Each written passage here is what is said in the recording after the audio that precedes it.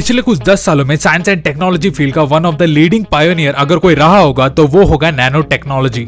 आपने भी बहुत सुना होगा इसके बारे में।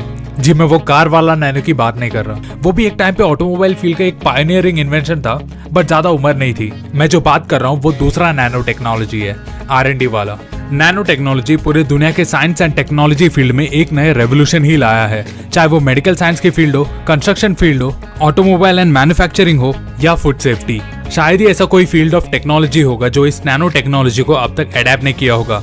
बट क्या एक्चुअली में आपको पता है कि ये नैनो टेक्नोलॉजी चीज है क्या?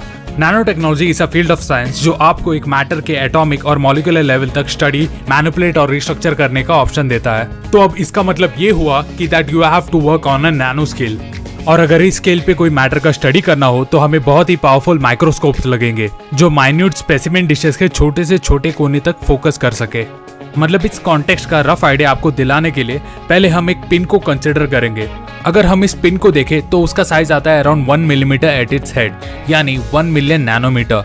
दूसरा एग्जांपल मैं लूंगा a human hair which is around 60,000 nanometre thick. तो जब हम इस नैनो टेक्नोलॉजी के बारे में डिस्कस करेंगे तो हम ये 1000 नैनोमीटर और 1 लाख नैनोमीटर की बात नहीं करेंगे, क्योंकि हम जिस छोटे नैनो स्केल में काम करने वाले हैं उसमें हम कंसिडर करेंगे structures which are up to 1 to 100 nanometres in size. और जब हम इस एटॉमिक लेवल तक पहुंचते हैं तो हमें बहुत सारे नए इंटरेस्टिंग मटेरियल्स देखने मिलते हैं जो ऐसे कुछ सरप्राइजिंग प्रॉपर्टीज के साथ उभर आते हैं जो हमने कभी सोचा भी नहीं होगा।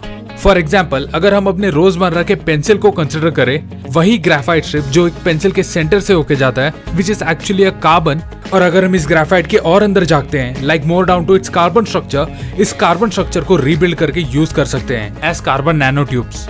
और अगर मैं इसे थोड़ा और डीप में डिस्क्राइब करूं तो ये बहुत ही छोटे फ्लेक्सिबल कार्बन एटम्स के सिलिंड्रिकल स्ट्रक्चर होते हैं जो लाइट और फ्लेक्सिबल होने के बावजूद बहुत स्ट्रॉन्ग भी होते हैं। और बस इतना ही नहीं, सरप्राइजिंगली इनमें बहुत ही अच्छे इलेक्ट्रिकल और हीट कंडक्टिंग प्रॉपर्टीज होती है। और इसी इंटरेस्टिंग प्रॉपर्टीज के वजह से रिसर्चर्स के बीच इसने पॉपुलैरिटी गेन कर ली है।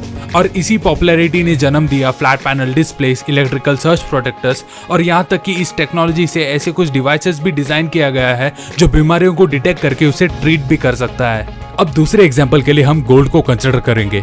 गोल्ड को अगर हम नैनो स्केल में स्टडी करते हैं तो ये फैक्ट सामने आता है कि इतने छोटे स्ट्रक्चर में गोल्ड ही नहीं दिखता। इट्स आइदर रेड, ब्लू और green depending on the size and shape of the particles.